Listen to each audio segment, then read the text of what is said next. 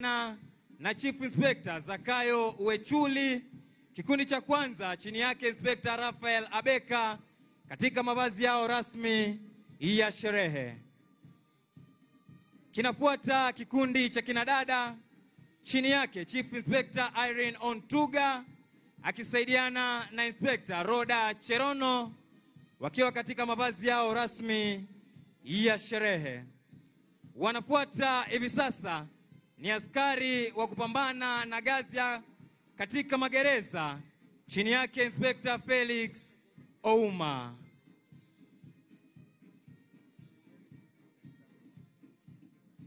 Wanafuata hivi sasa ni askari wa kuchunga mbuga zetu za wanyama chini yake Warden 2 Albert Lesuda akisaidiana na Assistant Warden 2 Norman Makoha.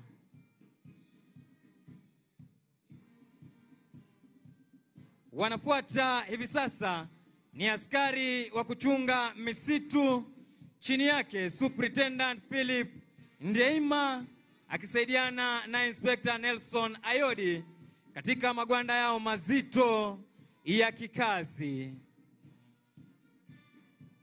Mheshimiwa Rais, wanafuata hivi sasa ni vijana wa huduma kwa taifa chini yake Superintendent Samuel Mwathe akisaidiana na Chief Inspector Eric Wairobi. Kikundi cha kwanza chini yake Inspector Mark Ochola katika mavazi yao rasmi ya sherehe. Kinafuata kikundi cha kinadada chini yake Chief Inspector Pamela Simiu akisaidiana na Inspector Lilian Muga wakiwa katika mavazi yao rasmi ya sherehe. Wanafuata hivi sasa kikundi cha tatu chini yake Chief Inspector Charles Oletiwat akisaidiana na Inspector Matthew Kipngeno wakiwa katika magwanda yao mazito ya kikazi. Kikundi cha nne kipo chini yake Chief Inspector Oscar Wanjala akisaidiana na Inspector Samson Uwarui wakiwa katika magwanda yao mazito ya kikazi. Wanafuata hivi sasa, Mheshimiwa Rais, ni askari wa gatuzi hili la Kericho chini yake Chief Inspector Irene Chelagat akisaidiana na Inspector Bernard Kiprono. Tuwapigie makofi askari hawa wa gatuzi hili la Kericho kwa kazi yao nzuri wanayofanya katika gatuzi hili. Anayefunga ni mweka alama jeshi letu la nchi kavu. Mheshimiwa Rais, hivi sasa ni zamu ya bendi za majeshi ya ulinzi kuweza kuondoka uwanjani chini yake mkurugenzi wa muziki jeshi la nchi kavu Captain Kelvin Kivudhi Nyaga, Senior Drum Major Warrant Officer 1 David Maina wakiondoka hapa uwanjani baada ya kutuletea burudani siku ya leo.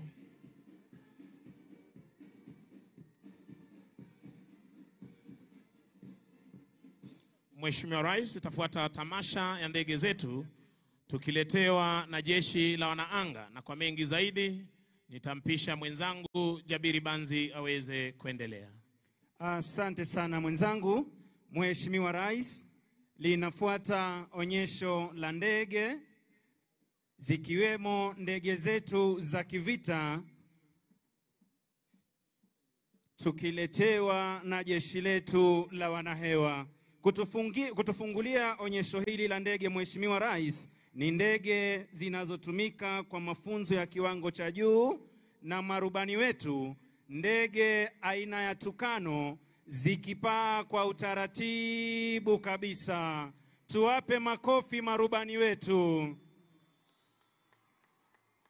Asanteni Mheshimiwa Rais. Zitafuata hivi sasa ndege zetu za kivita, ndege aina ya F5 zikipaa angani kwa utaratibu kabisa, zikiachana kushoto kulia, katikati na kupaa kwa umaridadi kabisa.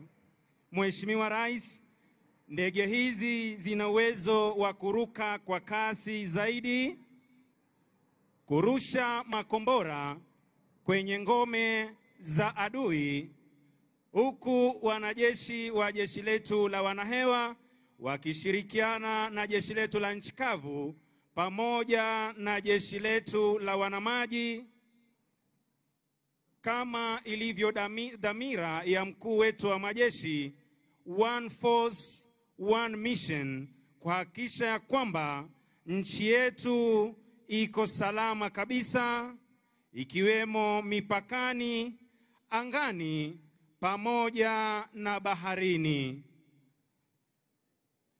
Basi Mheshimiwa Rais, ndege hizi zitarudi moja baada ya ingine ili kuweza kutuletea maonyesho mbalimbali.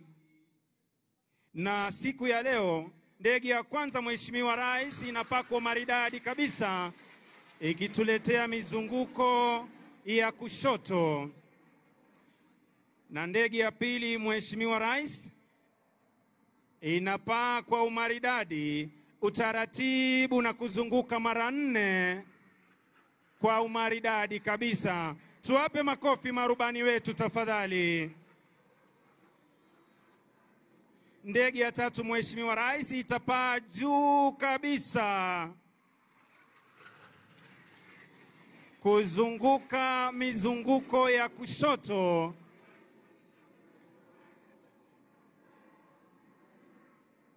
Na Mheshimiwa Rais, itafuata ndege aina ya F5 vilevile, ambayo itatuletea mizunguko 4 kwa utaratibu kama tunavyoshuhudia mabibi na mabwana. Basi tuwape makofi marubani wetu. Hii ikiwa ni tajriba ya hali ya juu kabisa ya marubani wetu wa kivita ambao hupambana na adui kwenye operesheni mbalimbali. Basi Mheshimiwa Rais, kitafuata kikundi cha ndege aina ya Tucano wakipita kwa maridadi kabisa, wakiupuliza moshi mweupe, kuachana kushoto kulia, katikati kulala chali na kurudi sehemu waliotoka. Tuwape makofi marubani wetu tafadhali. Basi Mheshimiwa Rais, inakuja ndege aina F5 ikituletea bombas, ikipita kwa kasi ya juu na kutoa sauti kali kabisa, ambayo mara nyingi humfanya adui akose sehemu ya kuingia na angalau kutamani hata ardhi kuweza kupasuka. Basi Mheshimiwa Rais, itafuata ndege aina ya helikopta ambayo imelibeba bango linalosema Happy Mashujaa Day. Tuwape makofi marubani wetu tafadhali. Na huo ndio utakuwa mwisho wa onyesho la ndege, na nitarudisha kwa mwenzangu Sergeant Misango Mbae aweze kuendelea. Mheshimiwa Rais, huo utaweza kuwa mwisho ama tamati ya tamasha za kijeshi kwa pamoja, na ningependa kuwashukuru flag staff wetu Major Ismail Olwal, OGW, Lieutenant Silvana Napunyi Lesepe, Senior Sergeant Daniel Koech kutoka jeshi letu la wanaanga, na niweze kuwashukuru Defense Forces Sergeant Major Warrant Officer 1 Elijah Asproni Koranga, Kenya Army Sergeant Major Warrant Officer 1 Joel Gatibi Murage, Kenya Air Force Sergeant Major Warrant Officer 1 Dennis Namunyu Oletalengo, na bila kumsahau Naval Sergeant Major Warrant Officer 1 Bwana Haji Omar, wote wakiwa ni OGW. Niwashukuru wenzangu Koplo Jabiri Banzi, Koplo Jefwa. Jina langu ni Sergeant Misango Mbae, nikiweza kuwarejesha moja kwa moja hadi kwake Sergeant Katana aweze kuendelea. Kwako Gatana. Shukrani za dhati mwenzangu. Basi Mheshimiwa Rais, tunaingia kwenye kipindi cha pili, na karibu tena Ni kipindi ambacho kimeweza kuandaliwa na gwaride la maskauti nchini Kenya likiongozwa na bendi ya shule ya upili ya wavulana ya Kabianga kutoka eneo bunge la Belgut, ili waweze kuhakikisha kwamba hatua zote ndani ya gwaride hili zinaendelea vizuri. Wanajulikana kwa jina maarufu the most sought after school in Kenya. Kabianga High, Mheshimiwa Rais, ilianzishwa mnamo mwaka 1925 na hivi sasa inaongozwa na mwalimu mkuu Bwana Ezekiel Kurgat, mkuu wa bendi akiwa ni mwalimu Henry Olela, naye drum major siku ya leo akiwa ni Alphonse Choge. Mkiwa tayari basi tuendelee.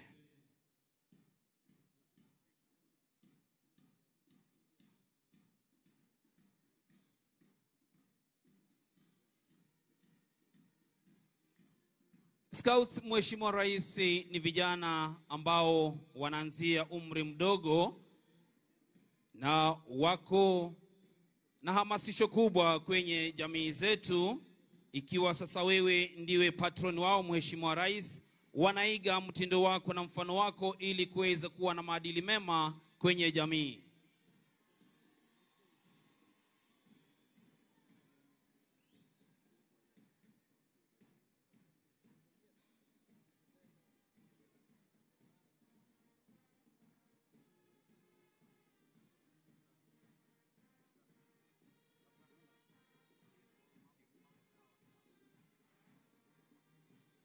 Wimbo wa kwanza ukiwa ni mambo ni sawa sawa. Mheshimiwa Rais, vikundi hivi vitaenda kushirikisha Girl Guides pamoja na St. John's Ambulance, ambayo ni shule ya upili ya wasichana ikijulikana kama Kipsigis Girls High School.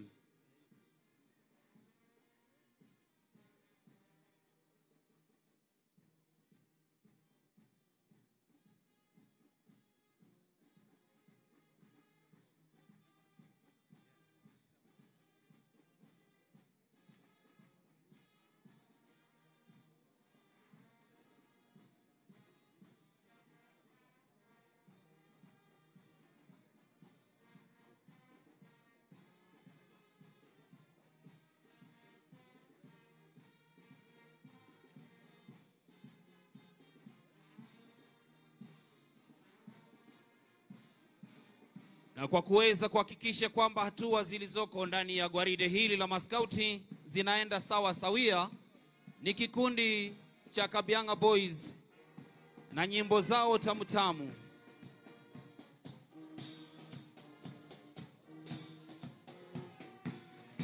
Kikundi cha kwanza cha gwaride la maskauti, Mheshimiwa Rais, ni kuanzia miaka 7 hadi 9, ikijulikana kama Sungura, wakiweza kuvalia kitambara cha rangi ya manjano.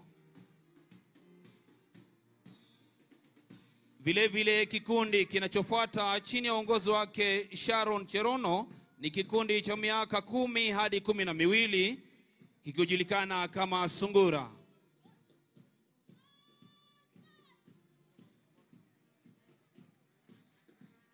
Kikundi kinachofuata, Mheshimiwa Rais, chini ya uongozi wake mwanadada Faith Cherono,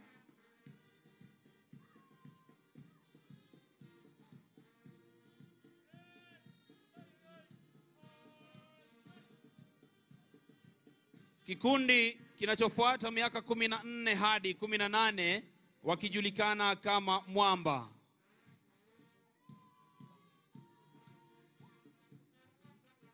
Kwa mara nyingi hawa huwa ni vijana wa shule za upili, Mheshimiwa Rais. Vile vile kinachofunga ni kikundi cha miaka 19 hadi 26 kijulikana kama Jasiri, chini ya uongozi wake mwanadada Edna Kirui. Wanaofuata, Mheshimiwa Rais, ni Girl Guides. Hawa ni chini ya miaka 3 hadi 6 wakijulikana kama Rainbow. Makofi kwa wana Girl Guides pamoja na Scouts tafadhali.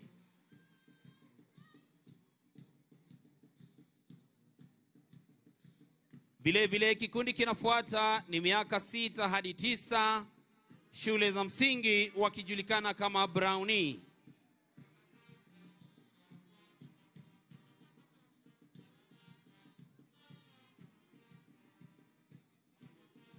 Kinachofuata ni kikundi cha miaka 10 hadi 14 ikijulikana kama Girl Guides.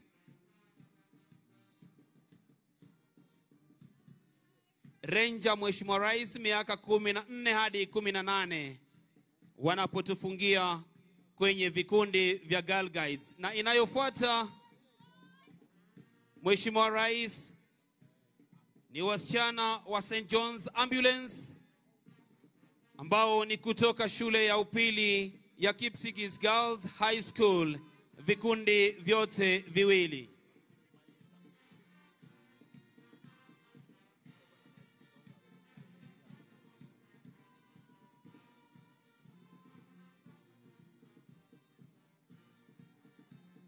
Wanapomalizia na kuondoka kiwanjani bendi ya Kabianga Boys, Mheshimiwa Rais, ili kutamatisha gwaride hili la maskauti, Girl Guides pamoja na St. John's Ambulance.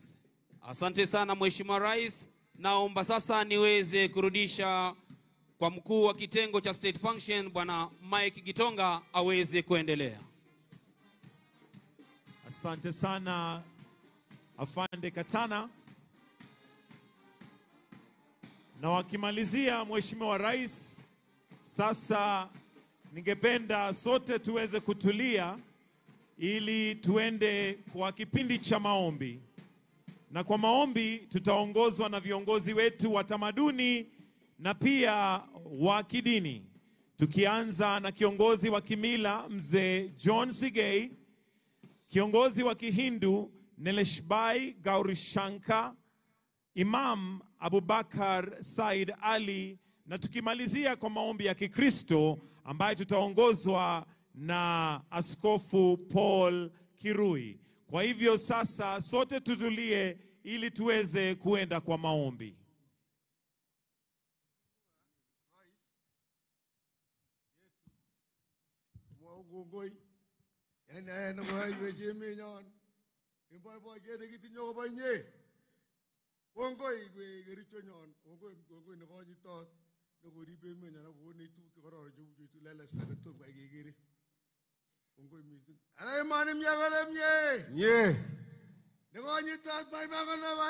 Bye bye. Tinya moye kole tinye. Tinye. Tinya reki tinya kole tinye. Tinye. Yemani kim kole kim.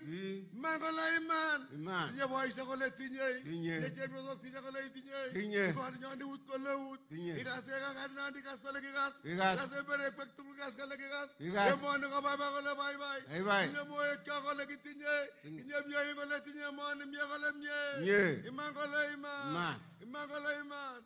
Ikwani nyandi ut kole ut. Ut. Ut kole ut. Ut. Ikase bere gas kole kikas. Ikase no landu kul gas kole kikas. Bye bye kole bye bye. Bye bye. Bye bye kole bye bye. Bye bye. Mye ingo mye kole mye. Bye bye. Sigi kas ka du jeju. Kongoy. Leisir kali nyambarot kole barot. Agongo barot ko tinye galia tinye kole tinye. Ule isucha ule barot kole baro. Ule tinye boisia tinye kole tinye. Tinye chepyosok tinye kole tinye. Tinye barnotik tinye kole tinye. Ule ni kondi tap karicho ut kole ut. Ut ngai meti ut kole ut. Ago barot kole baro. Mye kole mye. Yaso mok yas kole yas. Yas angwan yas ko yas. Barot kole barot. Ule na rabruta barot kole barot. Ago kim kole kim. Aga chakwa ule barot kole barot. Kim kole kim.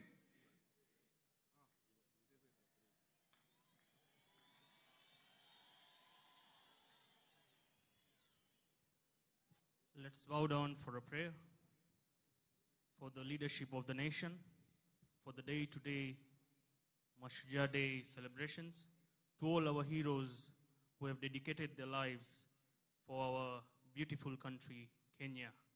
Vakratunda Mahakaya Surya Koti Namaprabha Nirvignam Kurume Deva Sarvakaryesu Sarvada. Om Diyo Sante Rantariksadgo Sante Pretheve Santirapaha Sante Okhadaya Sante Vanaspataya Sante Visve Deva Sante Brahma Sante Sarvago Sante Sama Sante Rede Viswani Deva Sadurita Niparasuva Chadbadran Tannasuva Om Sarvekham Vayekhya Vedanam Raso Yatsama Sarvekham Me Vena Metad Vedana Gurasena Bhikinchate Om Sante Sante Sante Susantir Bhavatu Sarvarishta Santir Bhavatu. Amen.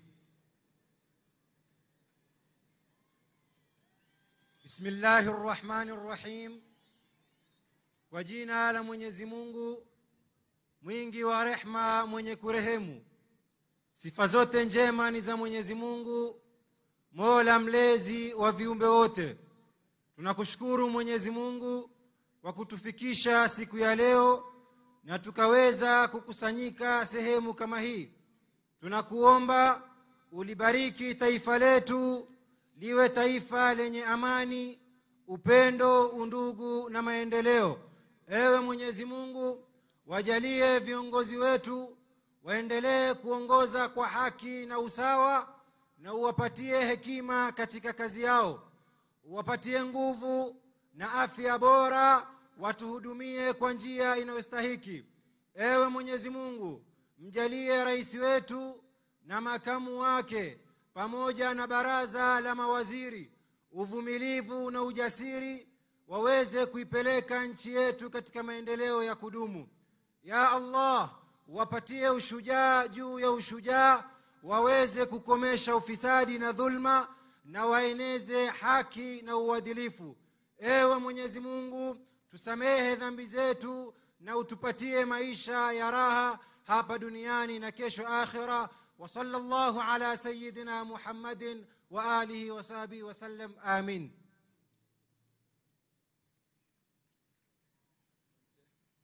Your Excellency, the President of the Republic of Kenya, and all of us, I would like to ask that we all stand as I pray.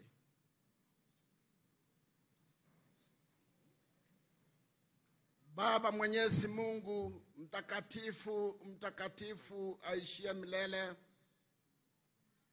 ambaye anatupa viongozi na kuandaa kwa ajili ya uongozi wa taifa letu.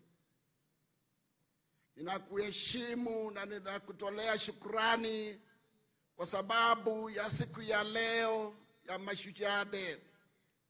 Tunapokumbuka wale wote waliojitolea kupigania uhuru na wale wote wanaoshikilia mamlaka kuliongoza taifa letu ya Kenya, kwa sababu sisi sote ni washujaa, kwa sababu Mungu ulituweka katika nchi yetu ili tuweze kuishi, kukutumikia na kukufanyia kazi. Sasa Mwenyezi Mungu, nasimama mbele yako nikileta rais wetu Daktari Samuel Ruto, kwamba Mwenyezi Mungu utamshikilia, utampa heri, afya njema, uwezo na hekima kuliongoza taifa letu la Kenya. Ninawaombea wale wote ambao wako chini yake, kwamba wote watashikana mkono wanapotafakari kupanga na kuelekeza na kufanya maendeleo la taifa letu la Kenya. Ninaomba kwamba Mwenyezi Mungu wajalie afya njema, kwamba Mungu watazidi kutuongoza wakiwa na hekima. Wewe Mwenyezi Mungu ukiwa kiongozi, kwa sababu wewe bila wewe Mwenyezi Mungu katika maisha haya hatuwezi chochote. Tazama Mungu, naweka maaskari wetu wa ulinzi na wale wote wahusika walio wako nje katika taifa letu wameenda kulinda amani, kwamba Mungu utawalinda kutokana na yule mwovu shetani, utawapigania, utawashikia mkono, na kwamba utaandamana na wao. Tazama Mwenyezi Mungu, sasa tunaomba kwamba katika nchi yetu ya Kenya tuweze kuwa na amani, amani huo uweze kuendelea, na tunaombea nchi zingine kama vile tunavyosikia kule Israeli na kwingine kwamba kumekosekana amani. Tuomba amani katika nchi yetu, na all our boundaries may plenty, peace and love be found in our boundaries. In the name of the Father and of the Son and of the Holy Spirit, and we say amen. Kwa heshima naomba tuweze kuketi. Mheshimiwa Daktari William Samoei Ruto, Rais wa Jamhuri ya Kenya na Amiri Jeshi Mkuu wa Majeshi ya Ulinzi, Mheshimiwa Mama wa Taifa Mama Rachel Ruto, Naibu wa Rais Mheshimiwa Rigathi Gachagua, mke wa Naibu wa Rais Mheshimiwa Pastor Dorcas Rigathi, Mheshimiwa Spika wa Bunge la Kitaifa na Bunge la Seneti, Jaji Mkuu na Rais wa Mahakama ya Upeo, Gavana wa Jimbo la Kericho Mheshimiwa Daktari Eric Mutai na viongozi wa tabaka nyadhifa mbalimbali, mabalozi na maafisa wakuu wa kidiplomasia, mashujaa kutoka pembe zote za nchi yetu ya Kenya, wananchi wa Kericho na Jamhuri tupendayo Kenya, mabibi na mabwana. Mheshimiwa Rais, niruhusu niwaombe mashujaa ambao wameketi upande wangu wa kulia, niwaombe wasimame wale ambao wanaweza kusimama, ili tuweze kuwatambua na kuwapongeza, kwa sababu leo ni siku yao. Kwa makofi na shangwe tuwapongeze mashujaa ambao wako hapa. Tuwapigie makofi tafadhali wananchi. Naomba waketi. Mheshimiwa Rais, kwa niaba ya kamati andalizi ya tamasha hii ya siku ya mashujaa, naomba unikubalie niweze kuandalia burudani fupi. Naam, Mheshimiwa Rais, hivi sasa tunakukaribisha kwenye burudani la leo litakaloporomoshwa na vikundi mbalimbali. Kutukunjulia jamvi Mheshimiwa Rais ni mseto wa wanafunzi wachanga kutoka shule mbalimbali zikiwa ni pamoja na Highlands Primary, Kericho Primary, Fountain School, Kimugu Primary, St. Patrick Primary, Township Primary, Ngeche Rock Primary, Kericho Glorious, ACK Holy Trinity, Eagle School na Kerego Primary. Wanafunzi hao Mheshimiwa Rais wanaongozwa na walimu Eric Amuhaya, Faith Mbote, Hezekiah Ogira na Paul Tonui chini ya mshirikishi Janet Langat kutoka Wizara ya Elimu. Baadaye Mheshimiwa Rais, tutakupromoshia shairi lenye mada huduma bora za afya, likiletwa kwako na Kipkelion Girls High School, Tengecha Girls High School, Sosiot Girls High School na Leiten Girls High School. Mheshimiwa Rais, pia utachachishiwa na densi ya kidamaduni kutoka jamii ya Kipsigis kupitia Chelilis Girls High School, Sosit Girls High School na Kapkatet Secondary School. Burudani hili pia litashuhudia mpangilio wa midundo maarufu ya Kipsigis. Sijui kama unafahamu midundo ya Kipsigis. Kuna moja inaitwa Ioni, tuko na Boiboyet, tuko na Lelo Kikerereni hiyo, na tuko na Chamech, kisha tuko na Kiptatiat. Zote hizi zitakuwa zinaondoshwa na Kipsigis Girls pamoja na Kericho High School, bila kusahau KMTC Nairobi pamoja na Bomet campuses. Kweli kabisa. Burudani hili pia Mheshimiwa Rais aliwezi kukamilika bila wasanii maarufu kutoka eneo hili kama kina nani chipukizi? Tuko na Jospat Kipkirui, tuko na Philip Yegon, Naswa Melodies na Shadow Sisters. Watoto, jukwani lenu.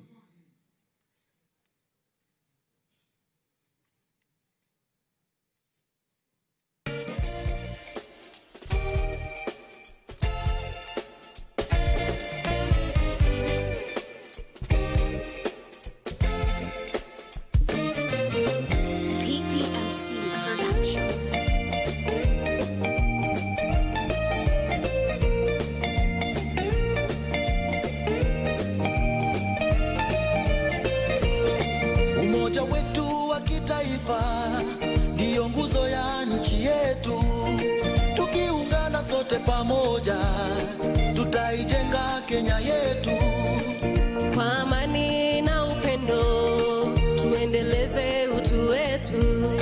Haya yote tukizingatia, baraka tele tutapokea. Vijana, wazee, kina mama, tunaweza tukiungana. Furaha, usawa na ustawi, Mungu Baba tatujalia. So pull up, njooni wazalendo sote tuimbe. So pull up, njooni wazalendo sote tuimbe. Harambee, pamoja tutafika kilele. Harambee, na Kenya tutaishi milele. Harambee, pamoja tutafika kilele. Harambee, na Kenya tutaishi milele.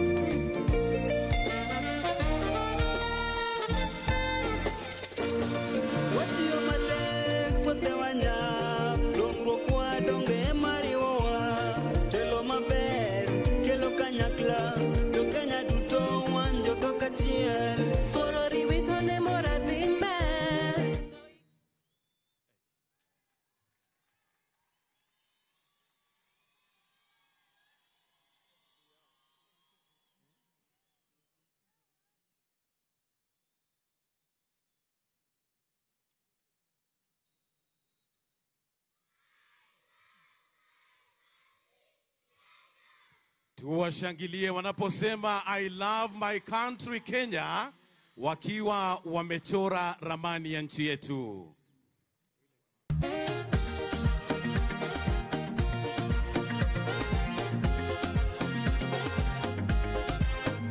Nchi yangu, jukumu langu, mimi ni shujaa, shujaa. Najivunia taifa langu, mimi ni shujaa, shujaa. Simama Wakenya wote, simama. Simama wewe shujaa, simama. Simama Wakenya wote, simama. Simama wewe shujaa, simama.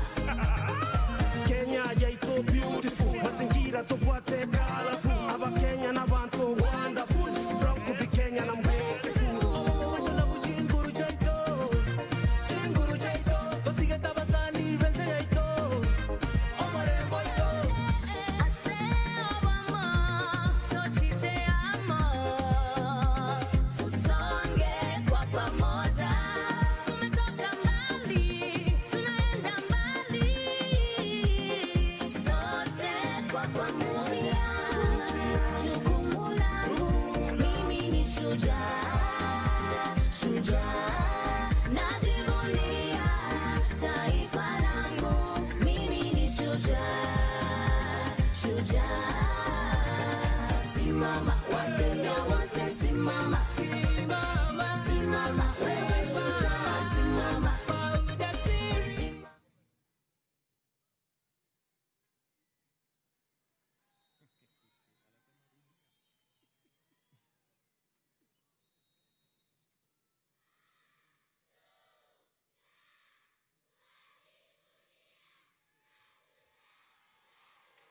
Twajivunia mashujaa wetu, tuwapongeze kwa makofi. Kenya, hapo boyo kaja kone haya midayeta. Kenya, hapo boyo kaja kone haya midayeta. Kenya, hapo boyo kaja kone haya midayeta. Kenya, hapo boyo kaja kone haya midayeta.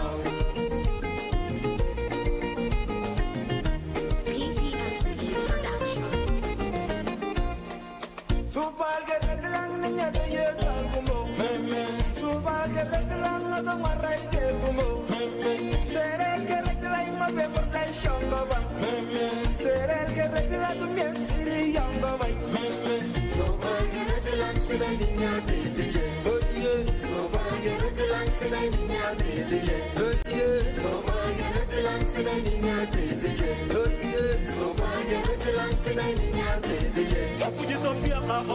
Ani buni yo kanya ki jo boro ko choke boy ginoria era na kajo kakane ya ngetalio ya lukania ya tot ya modi ya kodogwan ya rit ya matunyu go go go go go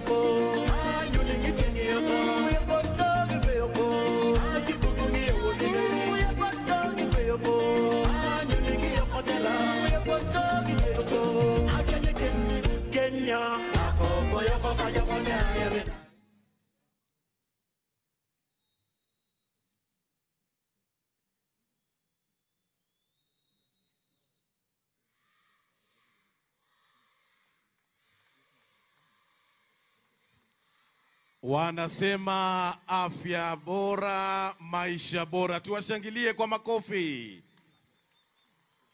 Ama kweli ni afya nyumbani.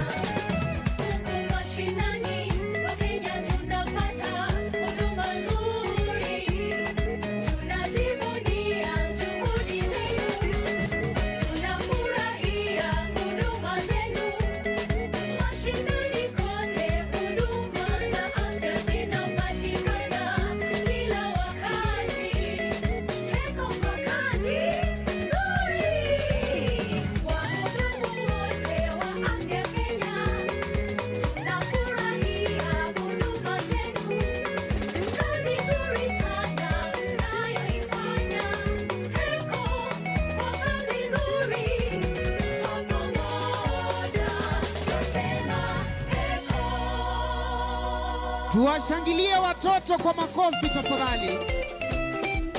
Wanapoondoka pale makofi makofi.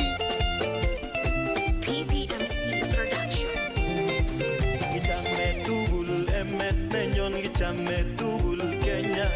Gichame tugul emet nenyon, gichame tugul Kenya. Gichame tugul emet nenyon, gichame tugul Kenya. Gichame tugul emet nenyon, gichame tugul Kenya. Najivunia kuwa Mkenya, niko imara. Kazi nitaifanya kuilinda nchi yangu.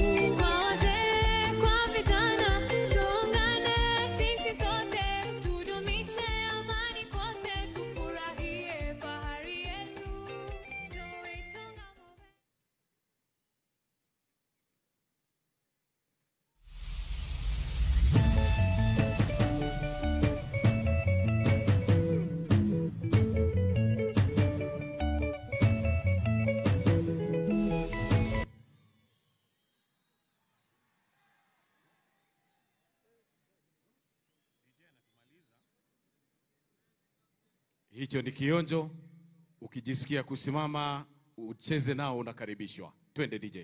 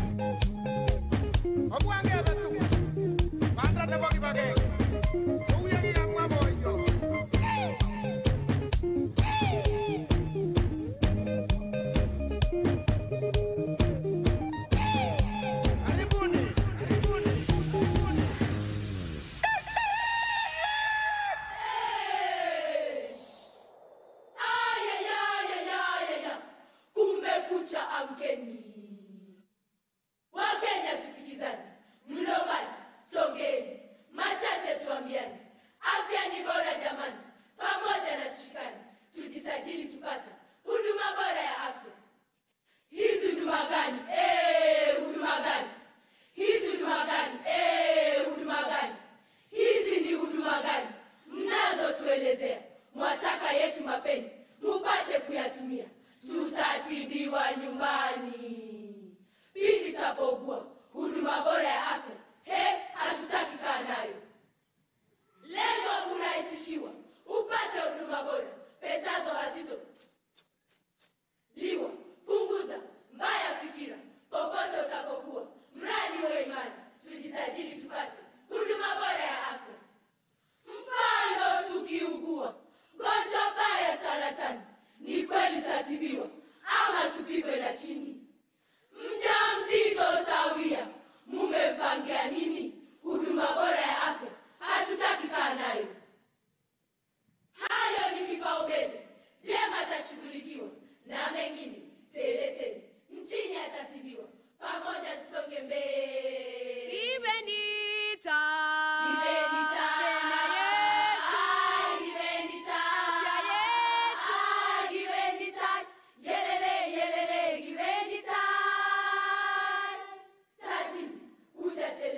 Tujisajili tupate huduma bora ya afya. Naona mnabishana kwa jambo la manufaa.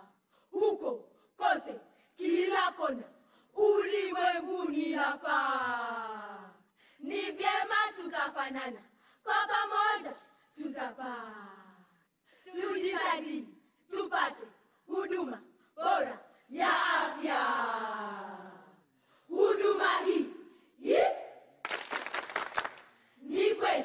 Leo utasema swadakta, dunia ishakubali, na sisi tunaifuata. Pamoja tumekubali. Mie afya mie afya God, si unajua wazazi wetu ni mahasla? God, si unajua wao ni mashujaa, viongozi wa afya? Nanyi msipowajibika, jemedari atawaramba. Wakenya, mambo ni matatu. Ya kwanza, universal care number 1. Ya pili, tujisajili. Ya tatu, wewe ni shujaa. Hashtag afya nyumbani. Tabutanywe. Gele. Sanet. Oye, Sanet Kipteso. Oye, tete. Kimwae tegele mnyewe. Oye, tete. Tatabeyo. Oye ho. Kigo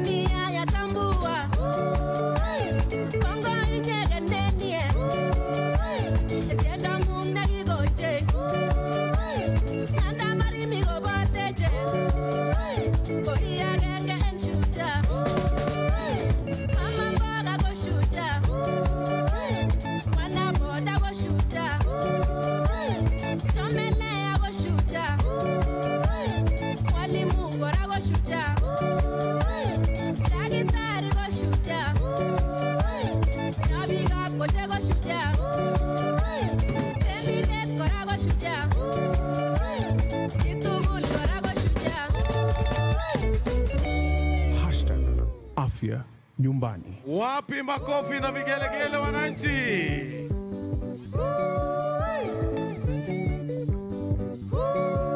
Asanteni sana wasanii wetu, tuwashangilie wanapoondoka. Asante sana.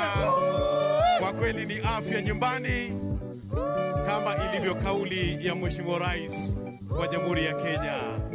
Shukran sana DJ. Asante sana. Mheshimiwa Rais, tunahitimisha burudani. Tafadhali chipukizi, hatutaweza kukuruhusu kuimba wimbo wako kwa leo.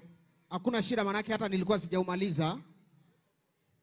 Mheshimiwa Rais, kwa onyesho hilo ndipo tunakunja jamvi la tamasha yetu ya burudani leo tunapoita mashujaa wetu. Tunashukuru wote waliopanga na wote walioshiriki. Kwa sasa, Mheshimiwa Rais, kwa kumbusha kwamba kauli mbiu ni afya nyumbani. Maadhimisho ya sherehe ya mashujaa leo ni afya nyumbani. Na sasa tungetaka kuwaruhusu wananizi wa kujitolea ili waweze kuingia. CHPs, the community health promoters, waweze kuja hapa katikati ili waweze kuendelea na hafla hii. Ahadi ya wahudumu ambayo watakapewa. Kwa hivyo tuwaruhusu tafadhali waingie, waje katikati ya uwanja, na kwa sasa nitamwalika pia waziri wa afya ajitayarishe ili aweze kuwaongoza kwa ahadi ya wahudumu wa afya. Tuwapigie makofi. Pia hawa ni mashujaa ambao wamejitolea kwa muda mrefu, lakini kutoka leo mambo yabadilika. Tuwapigie makofi tafadhali wakija. And now we welcome the community health workers, which is part of the universal health coverage that is going to be launched by His Excellency, the President of this great nation, after the signing of the bills yesterday, which are now law. We would now like to call upon the CS for Health, Mheshimiwa Nakumicha, aje awaongoze kwa ahadi ya kujitolea. Karibu Mheshimiwa.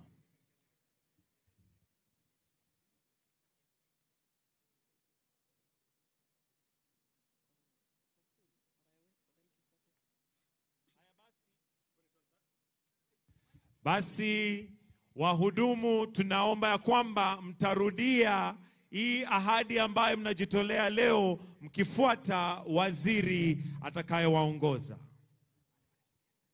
Bado tunangojea waingie. Wakiingia basi tutaendelea, lakini bado wanaendelea kuingia. Basi tukiwashukuru, tuwapigie makofi tafadhali. Tuwapigie makofi. Hawa ni washujaa pia, mashujaa ambaye ni wahudumu wa kujitolea, lakini mambo yabadilika. Na sasa nitamwalika waziri wa afya, Madam Susan Nakumicha, ili awaongoze kwa ahadi. Mheshimiwa Rais, sasa ni wakati wetu wahudumu wa afya nyumbani kutoa ahadi ya huduma kwa afya nyumbani. Nitawaomba nyinyi wote wahudumu wa afya nyumbani mrudie mambo haya nyuma yangu. Sisi wahudumu wa afya nyumbani tunaahidi kutumikia jamii zetu kwa mioyo thabiti, mikono wazi, ujuzi na kwa kujitolea. Lengo letu ni kuelimisha, kuwawezesha na kusaidia jamii zetu kukuza afya, kuzuia magonjwa na kuwaelekeza kwenye huduma za afya. Tunakubali jukumu hili tukufu na tuko tayari kutumikia jamii zote. Afya yetu, afya yetu. Jukumu letu. Ndiyo, ndiyo. Asanteni sana. Haya basi tuwapigie makofi, na sasa tukipeperusha bendera tutawaomba warudi mahali walikuwa pole pole tu tukiwaelekeza. Hebu tuwapigie makofi wananchi tafadhali. Na kwa sasa wakiondoka pia kuna lori ambazo zitakazoingia, ikiwa ishara ya kwamba sasa dawa pia zitapatikana, na tutamuomba rais atateremka hivi karibuni ili aweze kuflag off ikiwa kama uzinduzi wa universal health coverage. Kwa hivyo sasa let's have the trucks to come in, and we'll kindly request Your Excellency, if you may, with your permission, to kindly come with and flag them off together with His Excellency, the Deputy President, just to witness as we flag off the trucks that are going to be carrying the medicine and having all counties. We believe by now all counties have received the kits, which are now adorned with the CHPs, the community health promoters. Na ndio hizo lori zinazokuja, na sasa tukimkaribisha Mheshimiwa Rais ambaye atakuja kuzizindua, na pia just to flag them off as we now have this event proceeding.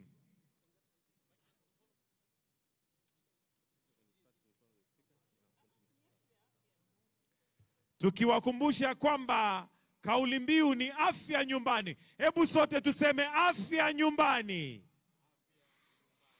Turudie sote afya nyumbani. Afya nyumbani.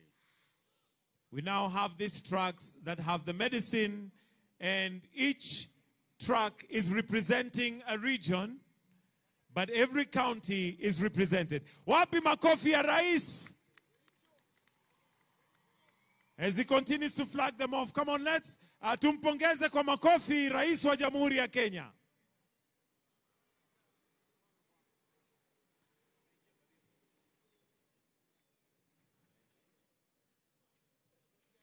Haya basi, ndio hiyo track ya pili representing Nairobi County 047. Because of time, we only have 8 tracks representing the 8 regions. Marsabit County, Tana River County, representing the coastal province. We have Bungoma County, representing Western. Alafu tuko na Homa Bay County, representing Nyanza. Pia tuko na Wajir County, representing the northern. Basi tuko northeastern. Tuko na ingine moja, na hiyo ni ya Nyandarua County, representing Central. Asanteni sana. Thank you so much, Your Excellency. Tunashukuru, na kwa heshima tutaomba uweze kurudi.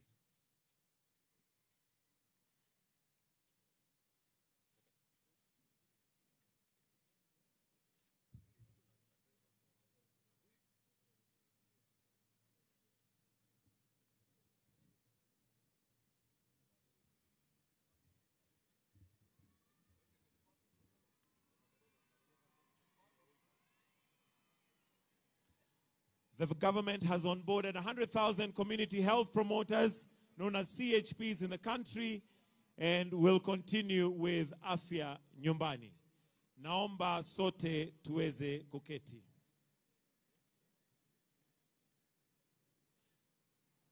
Mheshimiwa Rais, kwa heshima sasa naomba uniruhusu nimwalike gavana wa eneo gatuzi la Kericho tukaribishe kwa kifupi, kisha amwalike naibu wa rais. Lakini kabla tufanye hivyo, tungependa pia kufungulia naelezo ya kwamba kuna wananchi wengi sana wamejaa pale nje.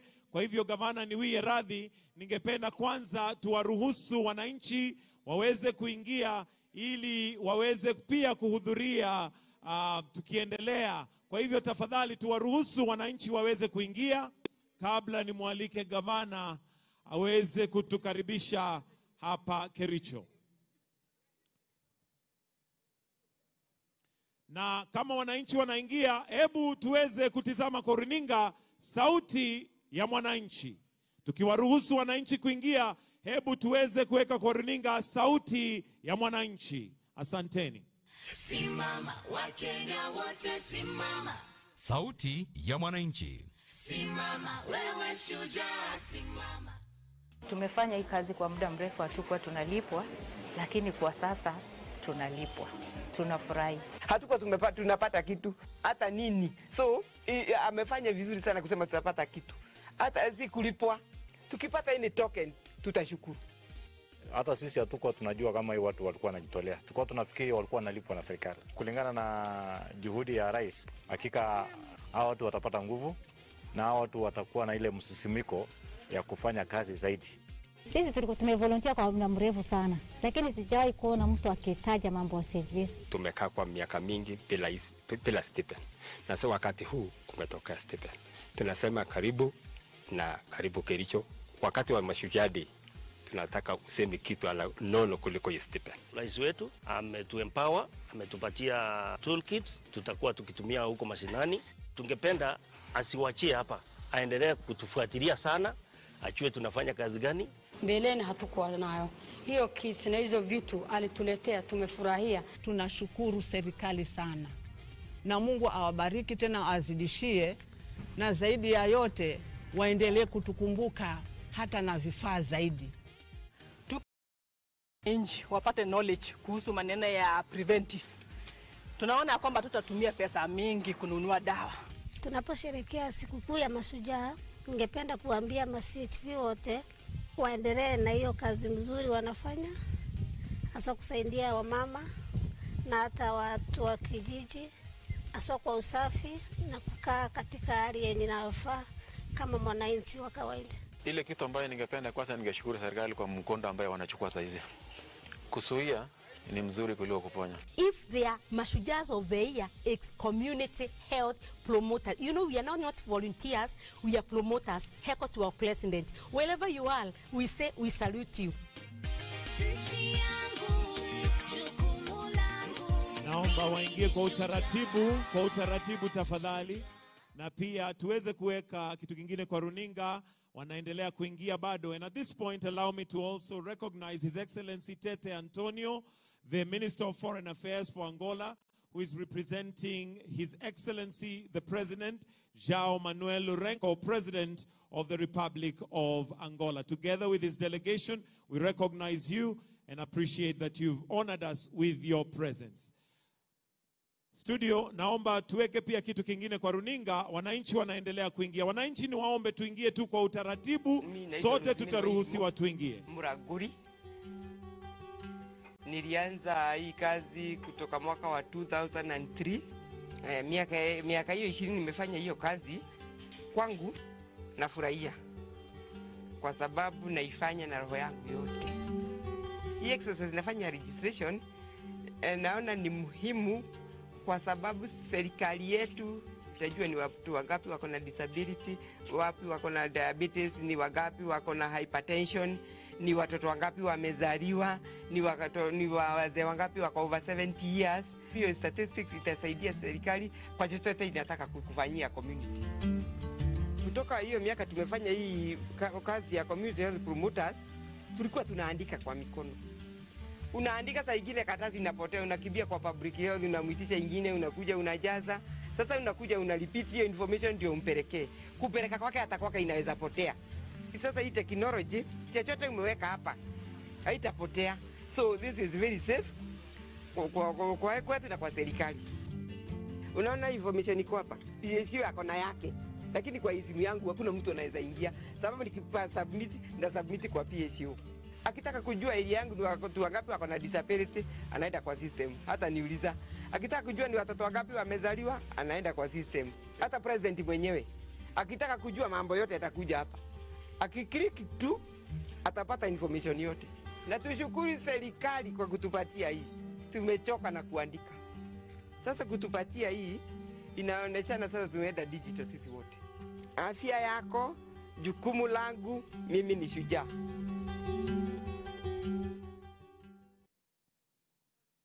Asanteni sana wananchi kwa kuingia kwa utaratibu.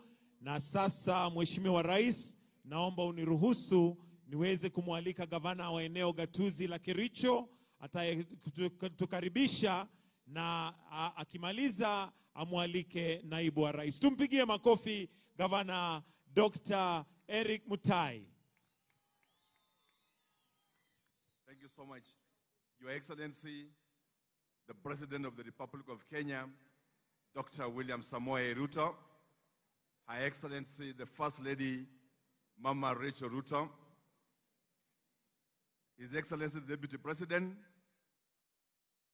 His Excellency Rigathi, Her Excellency Rigathi Gachagua, Rigathi Dorcas, the speakers of the two houses, all invited guests, ladies and gentlemen. It gives me a pleasure this morning to welcome all of us to Kericho County.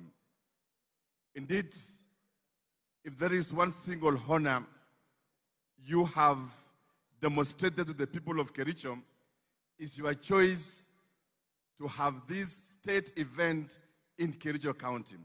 And on behalf of the great people of Kericho, we wish to say thank you, na kwa niaba yao tunasema asante sana.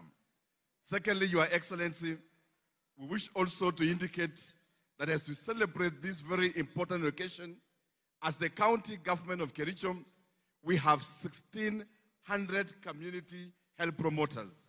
With the program you have put in place, we are committed as counties to ensure that we commit 50% in our budget to match what the national government is providing us so that we are able to give stipends to the community health promoters. Secondly, Your Excellency, as Kericho County, we want to say thank you because of the great infrastructural development that has taken place in our county. Just to mention, the other day, we were able to launch the ICU at Kapkatet, which was equipped by your government. We were also able to launch our basic oncology center in Kericho to handle matters cancer through the support again from your government. And we want to say thank you for the same. We also want to appreciate the great infrastructural work that has taken place in Kericho town. And today, when we look at Kericho, we see a complete different town altogether.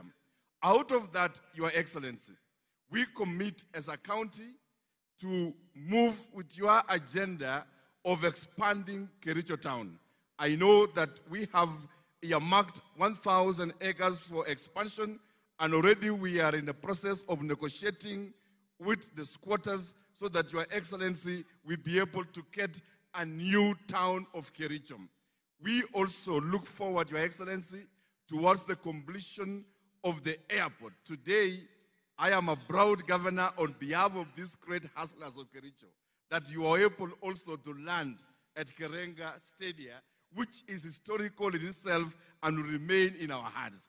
As Kenyans would say, today we can sleep with our shoes tonight because we never imagined we can have landing in the airspace around. Our request is for station towards completion on the same. Lastly, Your Excellency, towards achieving the healthcare and towards accessible healthcare, already we have upgraded level 4 to level 5. Our ask, and I know you know these things, Your Excellency, because these things you initiated when you were minister and when you were deputy president. And this includes the constructions of the proposed level 6 for the South Rift, which I know is your agenda. This also includes the completion of Londiani Masaida Dam, and this also includes the Poster Dam, which I know in your agenda, and I don't want to elaborate on that because it is within your agenda and because you know this county, and as a father of this nation, you are familiar with the desires of our hearts in this region. Lastly, we want to say thank you for this stadium. Today we have a very beautiful stadium, and as a county we are saying thank you. Out of this, again, Your Excellency, we invite Your Grace to also consider what you began and what you have always dreamed for, the completion and the construction of Kapkatet Stadium, which is an historical ground for us. Basically, Kericho is a home of heroes, as I conclude. The first athlete to conquer the track is none other Kiblimo Rugut, who hails from this county and the son of this county. Your choice to celebrate the universal health coverage is well informed because the word Kericho, when you remove this, when you have the prefix of it, Kerich, Kerich means Kerichek, which means medicine in our language. And so your choice of Kericho is well informed because it's a county of medicine. With those few remarks, Your Excellency, let me take this humble opportunity to welcome His Excellency the Deputy President Rigathi Gachagua to come and address the people who are here today. Thank you, sir.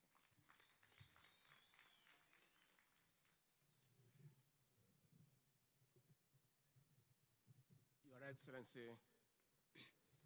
the President of the Republic of Kenya and Commander-in-Chief of the Kenya Defense Forces, Dr. William Samoei Ruto, Your Excellency, the First Lady of the Republic of Kenya, Mama Rachel Ruto, the Prime Cabinet Secretary, the Honorable Musalia Mudavadi, the Foreign Affairs Minister from the Republic of Angola, Ambassador Tete Antonio, the Speaker of the National Assembly, Honorable Moses Wetangula, the Speaker of the Senate, Amason Jeffa Kingi, Your Ladyship, the Chief Justice and President of the Supreme Court of Kenya, Lady Chief Justice Martha Koome, our host Governor Eric Mutai, Excellencies Governors Present, Excellencies Ambassadors, High Commissioners, and members of the Diplomatic Corps, all other leaders, na wananchi wa Kericho, hamjambo.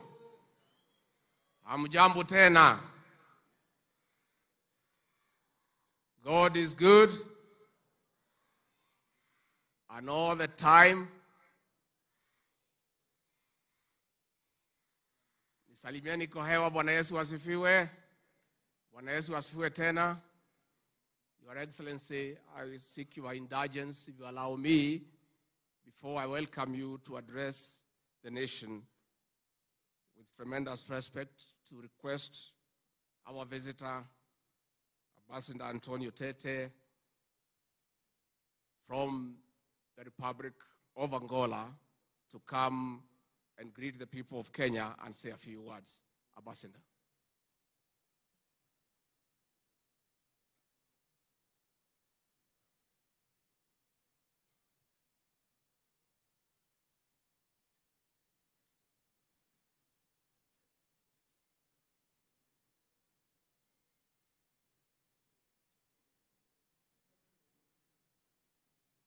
I'll try to speak the small Swahili I just learned.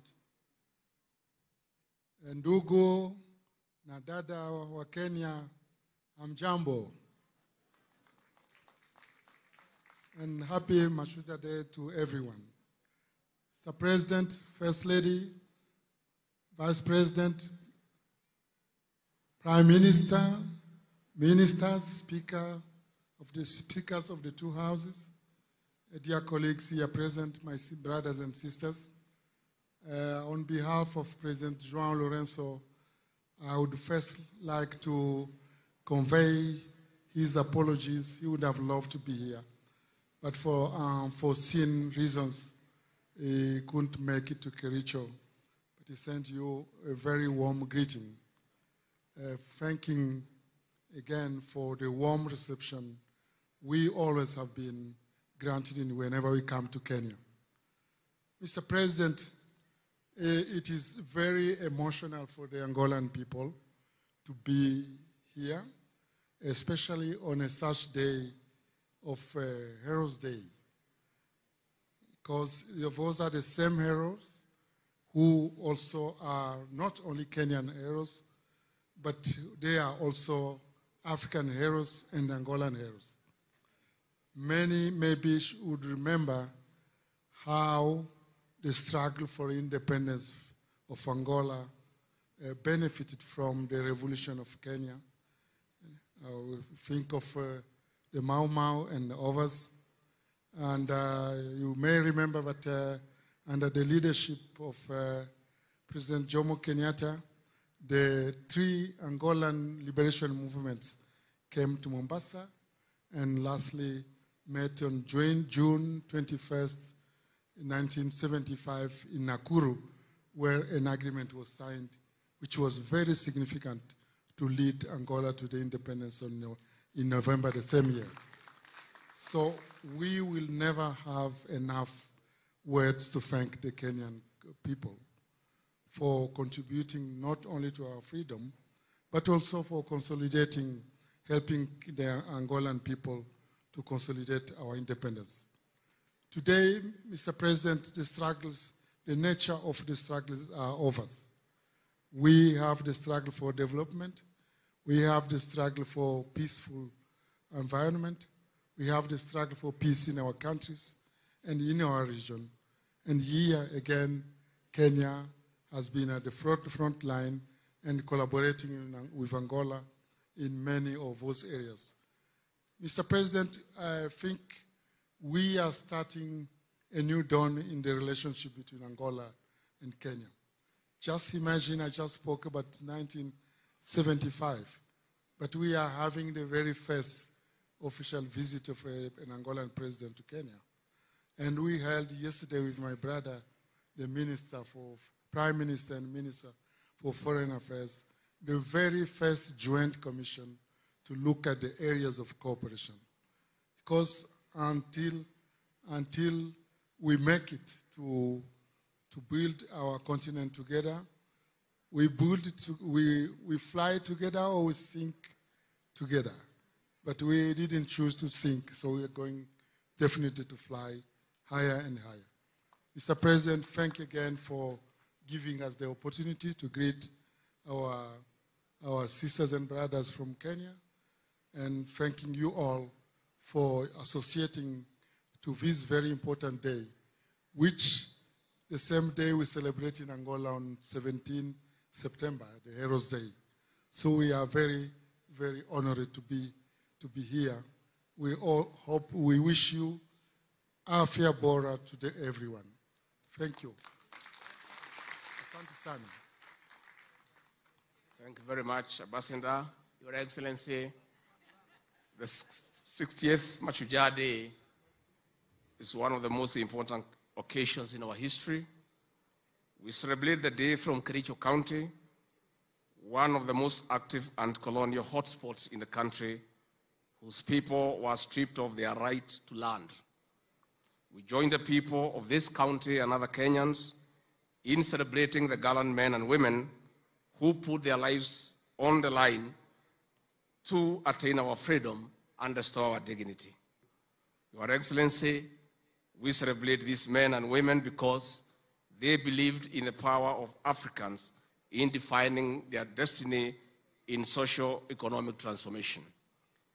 Kiongozi wetu, leo ni siku yako. Mimi nilikuwa hapa siku ya Jumatatu na nikapata nafasi ya kuongea na watu ya Kericho. Na kwa sababu wao walikuwa ng'ambo, mimi ndio nilikuwa nawika hapa. Sasa wewe huko, mimi sina sauti. Na kwa hivyo nichukue nafasi hii kwa sababu nimefika hapa kusema rais wetu, ulipoamua ya kwamba Mashujaa Day italetwa hapa Kericho, mimi nilifurahi sana. Na rais, wewe na hii watu wa Kericho wanajua ni kwa nini. Na niseme watu ya Kericho, hatutachoka, rais na mimi na timu yetu, kusema asanti kwa maombi yenu na vile mlituunga mkono tukapata nafasi ya uongozi. Watu ya Kericho, asanteni sana.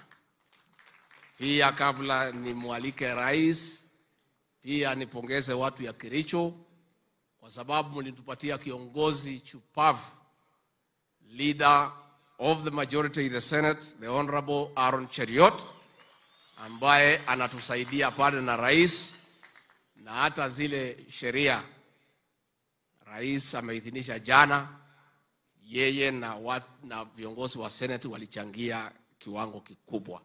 Kwa hivyo lazima tuseme asanti kwa huo kiongozi mlitupatia. Bila kuongea mengi, ningeuliza hizi nyote msimame munisaidie kwa shangwe na vigelegele kumkaribisha rais wa Jamhuri ya Kenya. Mr. President, you are most welcome to address the nation. Karibu. Asante sana Mheshimiwa Deputy President. Tafadhali mnaweza keti chini. Kericho, hamjambo?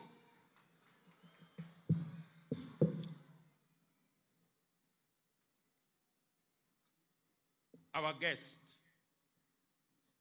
my friend Tete Antonio, Minister for Foreign Affairs, who is representing my brother, the President of Angola, who is in Kenya as we talk. And he will be having a state visit tomorrow. Fellow leaders, the great people of Kericho, distinguished Kenyans, members of the diplomatic corps, guests, ladies and gentlemen, watu wa Kericho, hamjambo tena.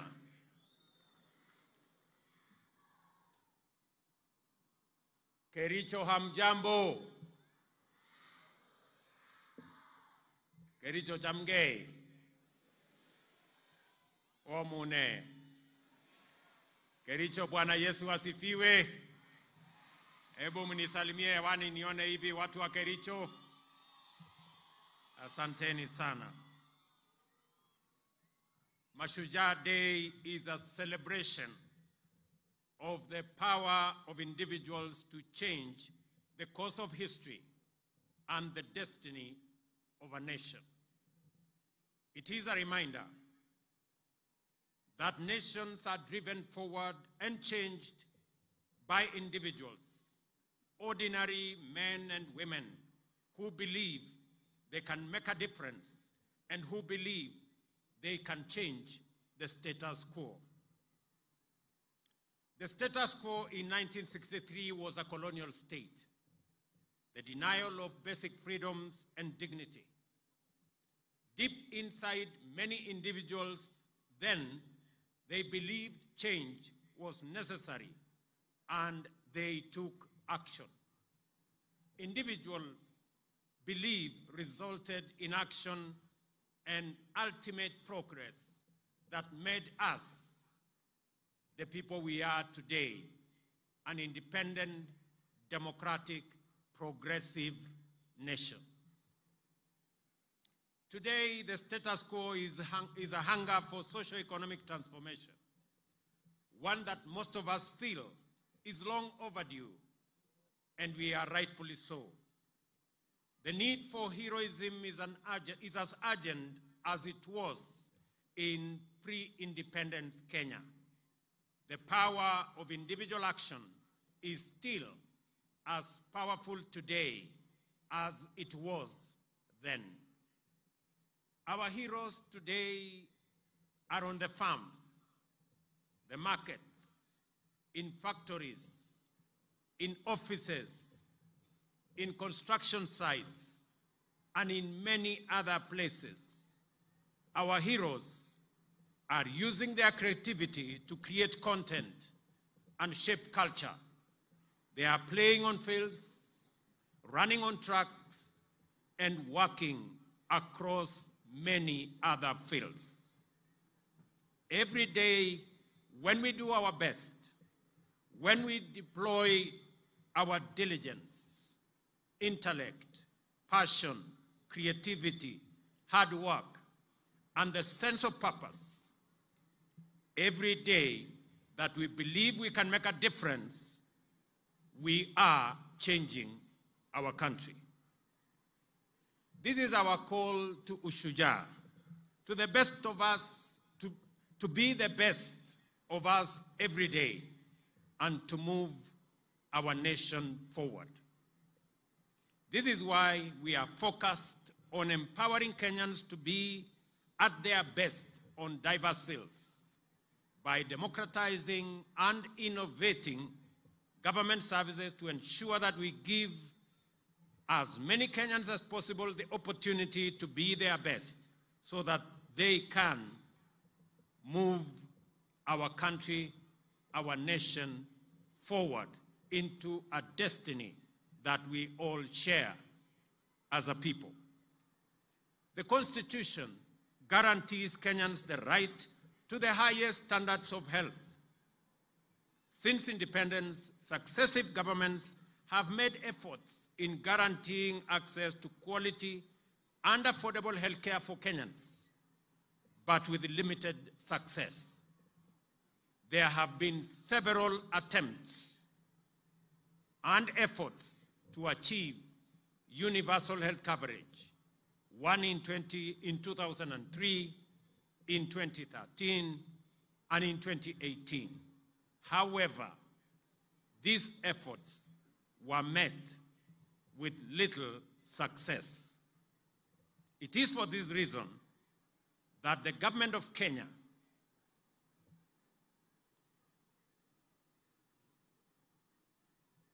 identified healthcare delivery as one of the core pillars of the bottom-up economic transformation agenda. In the Kenya Kwanza Manifesto, we made several commitments towards the delivery of universal health coverage. These include the provision of a fully public financed primary health care, the installation of a digital health management information system, and the setting up of a fund for improving healthcare facilities across Kenya.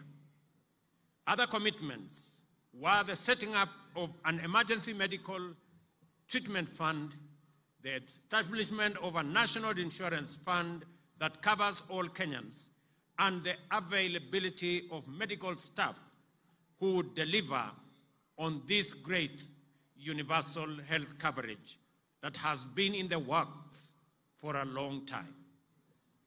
The government has instituted a paradigm shift to preventive and promotive health rather than where we've been at curative health.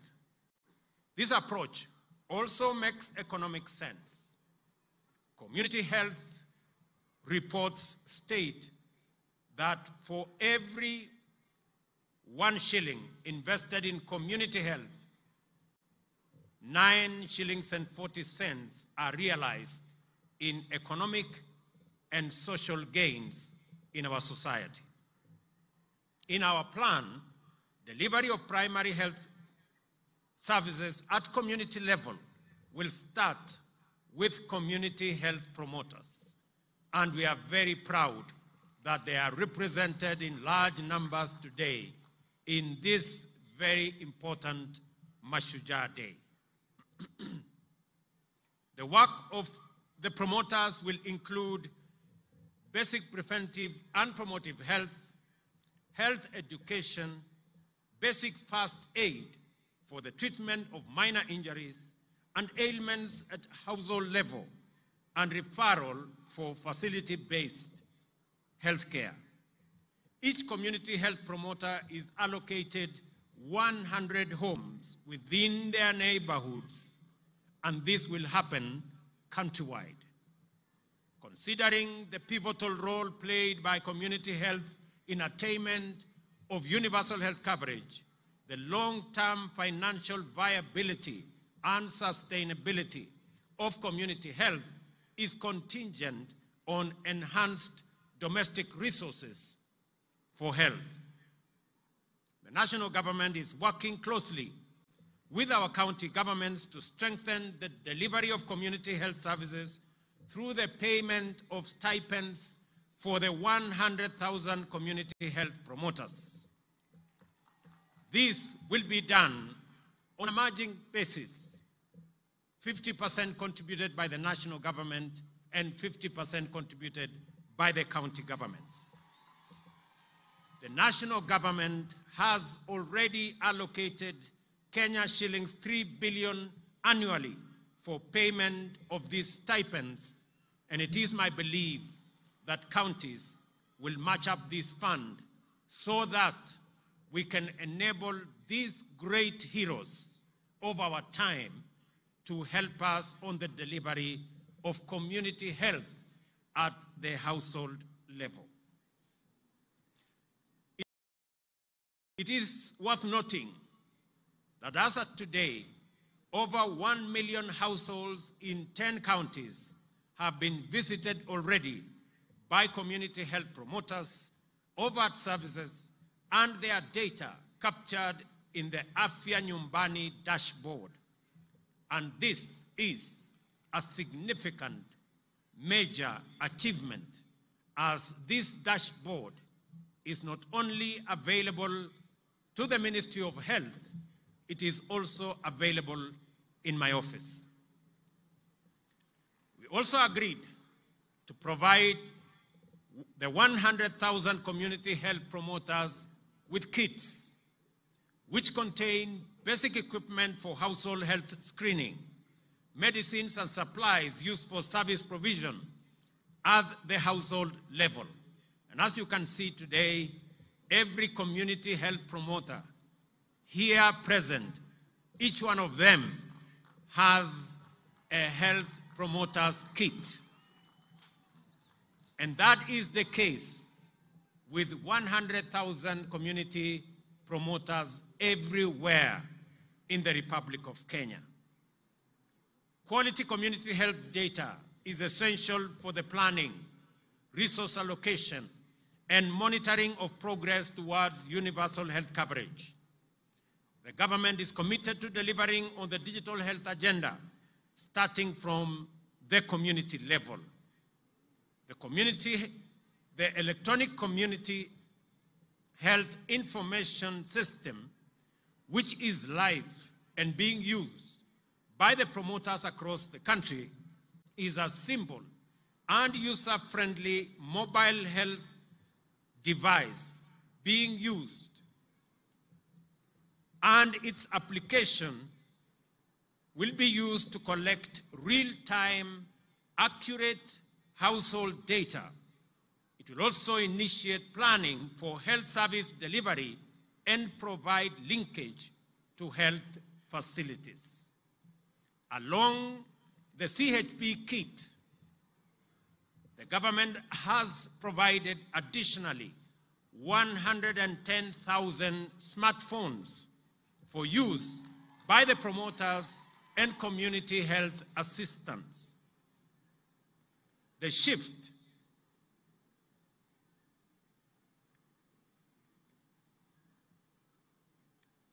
from curative to preventive health will further be strengthened by the promotive services provided by community health promoters at the household units and integration of preventive services at the primary health care level. These services will include screening for hypertension, diabetes, and high conditions, offer the necessary health education on water and sanitation, nutrition, and provide community rehabilitation services, among others. These services will be provided through multidisciplinary teams that will be established at the level of the primary care networks.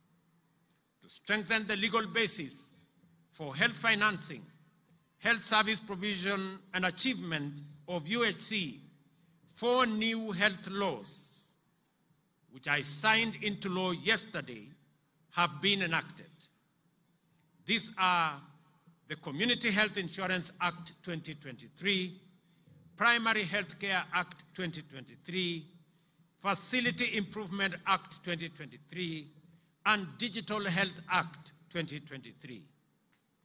Health insurance coverage in Kenya is generally low at about 26%, with those at the bottom of the economic pyramid having the least coverage at only 5%. Many Kenyans incur catastrophic expenditure from out-of-pocket healthcare payments, while many more do not seek care at all when they fall ill because they simply cannot afford it. Over the last decade, several measures have been put in place to enhance the capacity of the National Hospital Insurance Fund to effectively deliver on its mandate. While these reforms and the initiatives therein have yielded significant progress, several gains and several gaps remain. Recent analyses show that, among others, the NHIF operates as a passive rather than a strategic purchaser of healthcare. It is plagued by inefficiency and governance challenges and is potentially, unless addressed, financially unsustainable. It is against this backdrop that the government proposes a paradigm shift in the provision of social health insurance in the new Social Health Insurance Act 2023 that provides for formation of a social health authority which will repeal the current National Hospital Insurance Fund Act 1998. In our plan, I promise a fully publicly financed primary health care system, an emergency care fund, and a health insurance fund that will cover all Kenyans. This promise is delivered through the enactment of the new Social Health Insurance Act, which, among others, establishes the publicly financed primary health care fund, a fully publicly financed chronic and emergency and critical illness fund, and the social health insurance fund, and access to health care from now henceforth will no longer be based on ability to pay.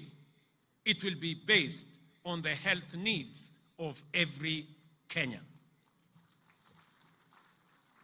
We are implementing a per-household payment system where a flat rate applies to everyone regardless of their income. Consider this, for example. Previously, an individual earning 10,000 had to pay Kenya shillings 500 for NHIF, a hefty 5% of their earnings. On the other hand, those with a salary of 100,000 or more contributed 1,700, a mere 1.7% of their income. Astonishingly, even someone with monthly income of Kenya shillings 1 million, like William Ruto, the president, paid the same amount of 1,700, which translates to a paltry 0.17% of their substantial earnings. This bizarre setup meant that low-income earners, mama mbogas, and bodabodas were effectively subsidizing high-income earners like myself. The Social Insurance Fund corrects this anomaly and makes sure that every citizen pays for health a percentage of their income, an equal percentage of their income, so that we can equalize the fortunes of every citizen with respect to access to health. The Social Health Insurance Fund also signifies a shift to increased use of domestic resources for health financing and a sustainable approach, especially at a time when resources from donors and development partners are dwindling. The healthcare system in Kenya is largely focused on curative services at the expense of preventive and promotive services. This has occasioned inequity in financing, which has disadvantaged primary healthcare uptake and promotion. The government's mission is to build a progressive, responsive, and sustainable healthcare system for accelerated attainment of the highest standard of health for all Kenyans. The funds allocated to public health facilities have substantially reduced over the years, as they are directed to the county revenue fund and are rarely reinvested into the facilities. The lack of autonomy in public health facility management and financial control has led to increasing fragmentation, poor service delivery, deteriorating health outcomes, reduced efficiency, access, equity, financial protection, and also insignificant transparency and accountability. Facility Improvement Financing Act corrects this situation and aims to structure the process and guide the counties on how to provide for retention, management, and use of revenue derived from health-related services rendered at public health facilities. The Act seeks to ensure a unified approach for health facility finance and management autonomy, where public health facilities are able to retain their funds and have autonomy to operate their facilities based on their priorities. This will improve availability of resources at the facility to provide adequate and equitable quality health services, increase efficiency, and thus improve health outcomes for all Kenyans. Kenya has made significant strides towards digital transformation, with many sectors leveraging on technology to enhance implementation of digital products and services. The health sector has made steady progress in digital technology transformation through implementation of digital solutions to manage and share and use data. However, the adoption of technology has been uncoordinated and characterized by fragmented implementation, with health sector actors not adhering to basic digital health standards, guidelines, recommendations, and digital development principles. These technologies have affected how health data is managed, resulting in multiple systems that have limited ability to exchange data. The Kenya Kwanza Manifesto identifies digitization as a pillar for the health sector to achieve universal health coverage. Accordingly, the Digital Health Act provides the legal basis for the development of a comprehensive and integrated health information system. These systems will enable end-to-end visibility of health processes and seamless sharing and portability of information that will enhance health service delivery and improve efficient use of resources. The enactment and implementation of the Act and the digitization agenda will deliver on the promise to integrate ICT to enhance telemedicine and health management information systems. Apart from the 4 laws, the Ministry of Health has put in place various policies and strategies to actualize strengthening of local manufacturing of health products and technologies, to have at least 50% of medicines on the Kenya Essential Medical List produced locally, ensuring procurement mechanisms guarantee value for money and provide advantage of economies of scale. Our mission is clear: to build a healthcare sector that is a shining example to the world, with healthcare workers in the right numbers who are motivated, well supported, and inspired to deliver their best. Together, we will ensure that every Kenyan has access to quality health services when they need it, regardless of their background or financial circumstances. I acknowledge the Ministry of Health, Safaricom, the World Health Organization, UNICEF, UN Program on HIV/AIDS, and United Nations Population Fund, the Danish International Development Agency, the United States government, the World Bank, Children Investment Fund Foundation, Academic Model Providing Access to Healthcare, Medic Mobile, U.S. President's Emergency for AIDS Relief, and AMREF Kenya, among others, for their immense support. I request that we clap for these great partners of our healthcare delivery system. Kenyans have deliberately rejected ideas and programs that limit our productivity, waste our resources, and delay our takeoff. This is why our focus on effectively lowering the cost of living is based on increased agricultural productivity and expanding land and other resources for production.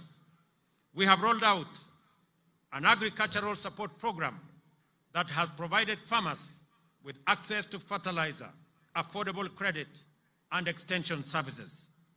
By end of July, we had distributed 3.5 million bags of region-specific crop fertilizers in 41 counties to registered farmers, working with county governments for last-mile delivery. For the first time in Kenya, fertilizer was distributed on the basis of acreage and the crops that farmers produce via a digital e-voucher platform.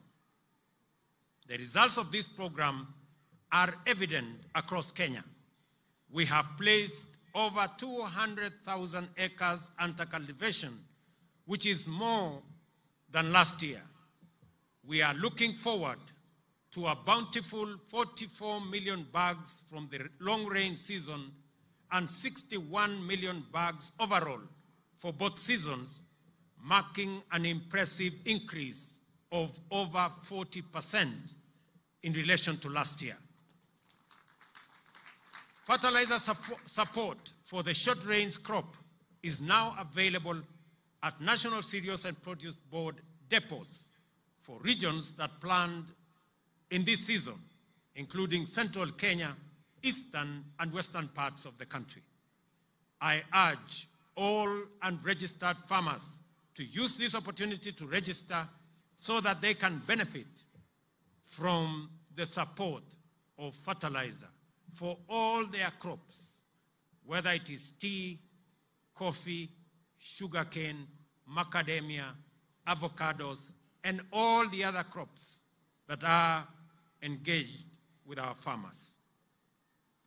To reduce our national edible oil import bill, which currently stands at $1 billion annually, the government is supporting sunflower cultivation by distributing 600 metric tons of seed to farmers in partnership with counties in eastern, western Nyanza regions during these short rains.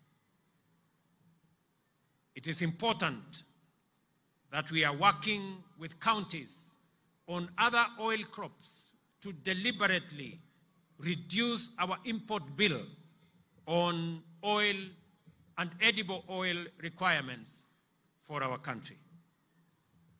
When we came into office in September last year, only 320 government services were available online. Today, there are more than 13,000 services, and we expect to onboard all services by the end of this year. This has increased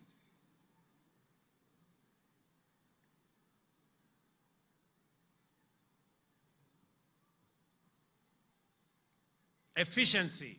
This has increased efficiency in service delivery, revenue collection, and enhanced accountability of government services and revenues. The government is currently rolling out the last mile 100-kilometer of fiber optic infrastructure throughout the country to improve health facilities, improve schools, judiciary offices in far-flung areas, and other public institutions. We are also concurrently setting up 25,000 Wi-Fi hotspots targeting fresh produce markets, bus parks, and other public spaces. We are also working with members of parliament in the setup of 1,450 ICT hubs in every ward in Kenya. And I am happy that the National Assembly has aligned the National Government Constituency Development Fund Act to actualize this strategic intent. Our goal is to spur e-commerce, the creative arts, and the digital economy, the frontier of our bottom-up economic transformation agenda. We continue to make significant progress in our education sector. Immediately after assuming office last year, we ended months of uncertainty by resolving that junior schools be domiciled in our primary school setup. We have reduced the teacher shortage by hiring more teachers. In the last 1 year, the Teacher Service Commission has recruited 56,000 teachers, which is half of the required number or half of the shortage that we have. This is the highest recruitment in the history of the Commission in 1 year and the largest such exercise in Kenya's history. We intend to close the gap on teacher shortage in the coming 2 years. Further, in keeping with government's policy to equip Kenyan youth with practical skills and competencies, we are working with our TVETs to ensure that another 2,000 TVET college tutors are hired to support our TVET education that has increased from 90,000 8 years ago to 350,000 currently. I am also happy to note that we have concluded with the government of China the supply of equipment for another 70 technical training colleges in Kenya that will ensure that more young people have access to gadgets and tools that will improve their acquisition of knowledge and skills to be able to be job ready as we march forward into the future. In a transformative shift, we unveiled a new funding model for higher education and technical and vocational training that guarantees needy students free college studies. The funding comprises government scholarship, government loans and bursaries, and household support. Through this model, we have raised the funding per student by 40%, and we have now eliminated the tragic situation of many of our universities that were steeped in huge debts because of underfunding that had become the norm. Housing is a revolutionary agenda that will have an extensive impact across the economy. At scale, the affordable housing program will create jobs for our young people, expand the manufacturing of construction products and materials, and enhance economic activity across many sectors. The construction of 46,792 units is already underway, and another 40,000 units are ready to commence construction in the next few days. Architects, engineers, quantity surveyors, masons, electricians, plumbers, transporters, steel factory workers, cement factory workers, and hardware merchants will be engaged in this transformative construction housing enterprise to construct 200,000 housing units annually. The construction of 1 unit, for the record, creates between 3 and 5 jobs directly and 5 to 8 jobs indirectly. More jobs will be created with the formalization of the Jua Kali clusters that will provide products such as doors, windows, and hinges for this program. I stand before the people of Kenya to express my pride and admiration for all Kenyans who have risen up to the challenge of the moment, seized opportunities that came up as we deliver our commitments and implemented the bottom-up economic transformation agenda. This enterprising ethos, the hustling spirit, and the motivation to do your part in making this country move forward is all, and it is heroic.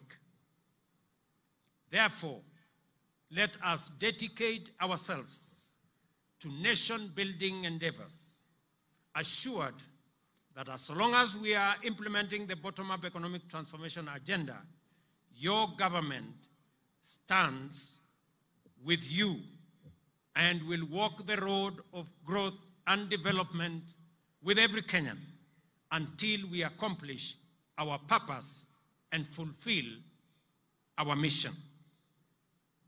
Wacha niseme hivi kwa Kiswahili. Leo tumetumia Mashujaa Day ya mwaka huu kwa jambo la muhimu sana ambayo inahusu Wakenya wote. Jambo la afya.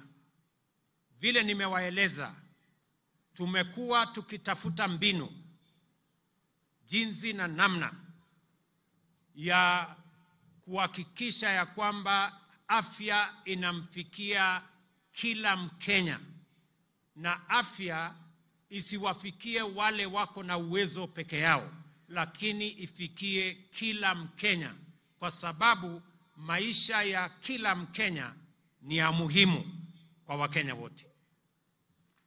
Na ndio tumesema tunabadilisha sheria. Jana niliweka sahihi sheria 4 mpya ambayo itatumika kuendesha mambo ya afya ambayo itafikia Wakenya wote katika taifa letu la Kenya. Tunaanza na hawa community health promoters. Hawa mashujaa wamekuwa wakifanya kazi ya afya kama volunteers kwa miaka nyingi. Na ndio tumesema tukienda mbele, kwa sababu hawa community health promoters wamefanya kazi ya muhimu, sasa tutawapatia vifaa.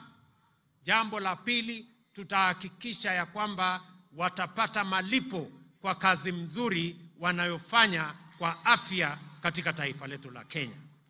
Na jambo la pili, sheria mpya ambayo tumetengeneza itaturuhusu na itatupatia nafasi sote kama Wakenya kuchangia kwa mambo ya afya. Nataka niwaeleze ndugu wa Kenya mambo matatu ya muhimu kwa hii mfumo mpya ya afya ambayo tunazundua leo. Ya kwanza, pale katika level 1, 2 and 3 dispensary na health center, kila Mkenya atapatiwa matibabu bila malipo yoyote. Na gharama ya matibabu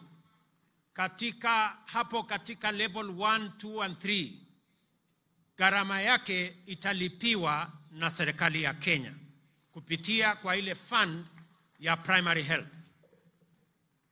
Jambo la pili, pale katika dispensary yako na katika health center yako ya nyumbani, sasa Wakenya watajumuishwa katika usimamizi wa ile facility.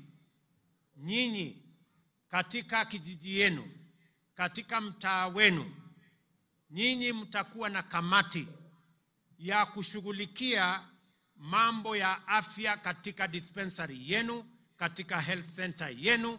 Ndio kama hakuna dawa, nyinyi wenyewe mtashughulika, mjue na mtupatie habari ya kwamba hakuna dawa katika hii hospitali, ndio Wakenya waweze kupata nafasi ya kupata afya katika mahali karibu pale nyumbani.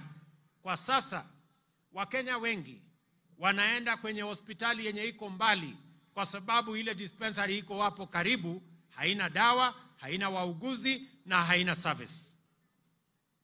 Na ndio tunasema hivi, sheria yetu ya pili ni kuhakikisha ya kwamba kila facility, kila hospitali, kila dispensary, kila health center watakuwa na pesa zao, na pesa ya facility yenu haitapelekwa katika facility ingine na haitapelekwa kufanya kazi ingine yoyote. Itatumika katika hiyo facility yenu. Ili pesa ambayo imewekwa katika budget ya facility yenu ya nyumbani, nyinyi wenyewe kama wananchi mkisimamia, na wauguzi, na tumesema ya kwamba wananchi wenyewe wahusishwe, viongozi wa kanisa wahusishwe, viongozi wa serikali katika kiwango hiyo wahusishwe, na development partners pia watakuwa pale, na hata watu wa civil society wakuwe pale, ndio tuhakikishe ya kwamba hakuna wizi tena ya madawa katika mahospitali zetu, katika dispensaries zetu na katika health centers zetu. Vile vile, wananchi wengi wakipata ajali, wakipata hali ya dharura, wakienda hospitali wanaambiwa wewe huna card, wewe huna uwezo wa kulipa. Sasa emergency, chronic illness na ajali zote, kila mwananchi atakubaliwa kutibiwa katika kila hospitali bila ya kuulizwa maswali, kwa sababu maisha ya kila mwananchi ni ya muhimu. Wananchi wengi wananiuliza kwamba wale hawana uwezo wa kulipa NHIF ama wa kulipa sasa ile card ambayo ni ya Social Insurance Fund itakuwaje? Wacha mimi nitangaze katika hafla hii ya kuzindua afya nyumbani kwamba kila mwananchi atalipa kulingana na mapato yake, na yule mwananchi ambaye hana uwezo, serikali ya Kenya itakulipia card ya hospitali.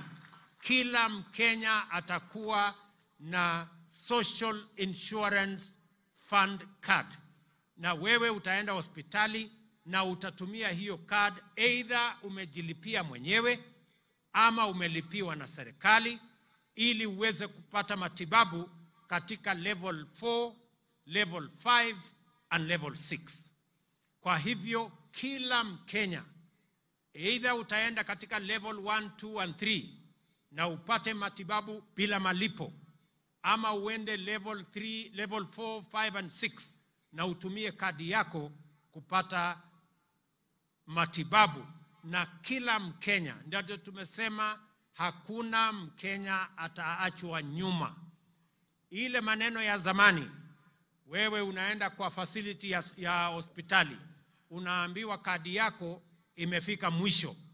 Sasa hii kadi ambayo tutawapatia haitakuwa na mwisho, kwa sababu maisha ya kila Mkenya ni ya muhimu. That card will make sure that if the limit is reached, then the chronic and illness fund will kick in and every Kenyan will be attended to. Hakuna Mkenya atafukuzwa hospitalini kwa sababu ya mambo ya malipo tena. Tunataka tuhakikishe ya kwamba kazi hiyo inafanyika. In conclusion, allow me to celebrate Kiprugut Chumo, the first Kenyan to win an Olympic medal, the first to win an Olympic medal by renaming this Kericho Green Stadium after him. I think he deserves it. Let me also say, for the people of Kericho, thank you very much kwa kutukaribisha katika mji wenu wa Kericho. Kwa niaba yangu, wacha mimi nirudie. Kwa niaba yangu na sote tuliokuja hapa kuomba kura zenu, deputy wangu akiwa hapa, viongozi wale wengine wote wakiwa hapa, kwa watu wa Kericho tunawaambia asanteni sana kwa kura zenu. Watu wa Kericho, narudia, asanteni sana kwa kura zenu. Big up Kericho. Kale hii, kale gongoi mising. Jambo la pili, hapa Kericho, mimi niliwaeleza pale mbele ya kwamba mji wa Kericho hauna ardhi ya kufanya extension. Hapa Kericho imesongamana sana. Hii Kericho town ni town ndogo kwa sababu hakuna expansion program. Mimi nataka nitangaze ya kwamba nitarudi hapa mwezi ujao, kwa sababu ile ardhi ekari 1000 ambayo ilikuwa na matatizo hapa, hiyo matatizo yote sasa tumetatua kama serikali ya Kenya. Na sasa tutapata shamba ekari 1000 ya expansion development planning ya Kericho town. Na wale wananchi wako pale tutawapanga katika mpango yetu ya affordable housing, ili kila Mkenya apate nafasi ya kusherehekea ushujaa wa taifa letu la Kenya. Vile vile nitarudi hapa hivi karibuni kwa mambo yenu ya hospitali, mambo yenu ya damu, kwa sababu haya ni mambo yako katika mipango yetu. We also celebrate Mzee Samuel Kipsoi Ngetich Chepsetion. I know you know him. An incredible entrepreneur who exemplifies the bottom-up story. A class 3 dropout, he pulled himself up through sheer determination to set up the Kipchimchim group of companies whose interests span various industries and employ thousands of Kenyans. Before his untimely death recently, he was working on West Valley Sugar Company that began milling operations last week. Fare thee well, Mzee Samuel Kipsoi Ngetich Chepsetion. You are a great inspiration to many young Kenyans and many citizens of our country, that it is possible to rise up from humble beginnings and make a mark in the Republic of Kenya. Ladies and gentlemen, I want to thank you very much. Na nataka niwaulize Wakenya wote mahali popote walipo leo, na niwahakikishie Wakenya wa taifa letu la Kenya ya kwamba nia yetu ni kuunganisha wananchi wote wa taifa letu la Kenya. Na niwahakikishie Wakenya kutoka jamii zote, kutoka kaunti zote, kutoka pembe zote za Kenya, ya kwamba hakuna Mkenya atabaguliwa na serikali ya Kenya kwa misingi ya kabila, dini ama siasa. Sisi ni ndugu moja wa taifa moja, with a common destiny as a people of Kenya. Na mimi nataka niwahakikishie ya kwamba jukumu letu, mbali na kuunganisha Wakenya, ni kuhakikisha ya kwamba tunabadilisha taifa letu kwa miradi na mipango ya maendeleo. Nataka niwahakikishie ya kwamba sote tutaungana, tutafanya kazi kwa pamoja. Na wauliza ndugu zangu wa Kenya, kila mmoja wetu, ile kazi unafanya, ujue ya kwamba hiyo kazi unafanya, usihesabu ni kazi ndogo, usihesabu ni biashara ndogo, usihesabu ni mchango mdogo. Kila mmoja wetu, kwa yale yote mnafanya, ujue unachangia katika kubadilisha na kupeleka taifa letu la Kenya mbele. Na tutafanya yale yote yanawezekana kama serikali ya Kenya kuwashika mikono nyinyi mnaofanya bidii, mnaoamka mapema kuchangia katika kufanya kazi na kuendesha taifa letu la Kenya mbele. Nataka niwahakikishie ya kwamba sitarudi nyuma, sitafanya chochote ambayo itazuia Mkenya mwenzetu kufikia atma yake ama kufikia malengo yake. Nia ya serikali yetu, nia ya serikali ya Kenya, mpango ya serikali ya Kenya ni kumwezesha kila mwananchi awe bora kuliko alivyo sasa. Muweze kuchangia katika kubadilisha taifa letu la Kenya, katika mahali mnafanya kazini, ile biashara mnafanya, yale yote mnafanya katika sehemu mbalimbali. Na mimi vile vile nataka niwahakikishie ya kwamba nitahakikisha ya kwamba pesa zenu mnazolipa kwa ushuru, kwa jasho lenu, pesa zenu ambazo tunakusanya katika kaunti zetu kwa levies, kwa taxes na kwa njia zingine zote, pesa zenu zitatumika kwa njia inayofaa, haitafujwa, haitaibiwa, wafisadi hawatanyemelea. Na tayari nimetangaza katika taifa letu la Kenya, na mtaona mambo hivi karibuni, ya kwamba wale wote wanahusika na kuiba pesa ya Wakenya na mambo ya ufisadi na mambo ya ukora, mambo yao ni matatu, na nyinyi mnajua vile nimesema. Kwa hivyo, I want to guarantee every citizen of the Republic of Kenya that we will hold your hand as you make your contribution in whatever you are doing, in a small way, in a big way, as a casual worker, as a permanent and pensionable worker, as a worker on contract, as a person waking up early and sleeping late, in driving the wheels of our economy, in pushing the destiny of our country in the right direction, that you have my support.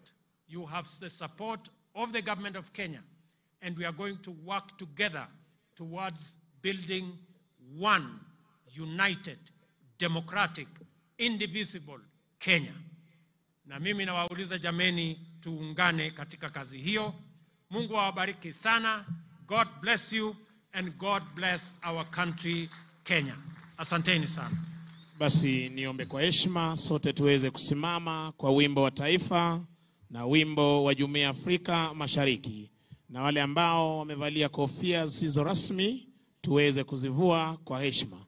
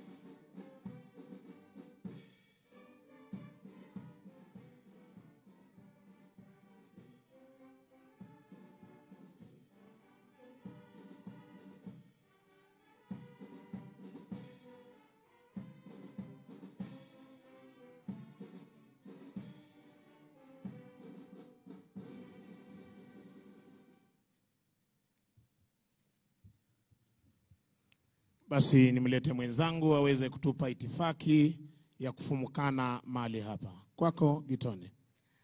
Mheshimiwa Rais, kwa ruhusa yako nitaomba tukubaliwe kuondoka kwa itifaki. Wananchi tuwe watulivu ili tuweze kuwapisha viongozi wetu kuondoka. Nafasi hii nitaomba nimwalike Mheshimiwa Rais Daktari William Samoei Ruto, Rais wa Jamhuri ya Kenya na Amiri Jeshi Mkuu wa Majeshi ya Ulinzi, pamoja na Mama Taifa Mama Rachel Ruto, wakisindikishwa na Mkuu wa Majeshi ya Ulinzi, waweze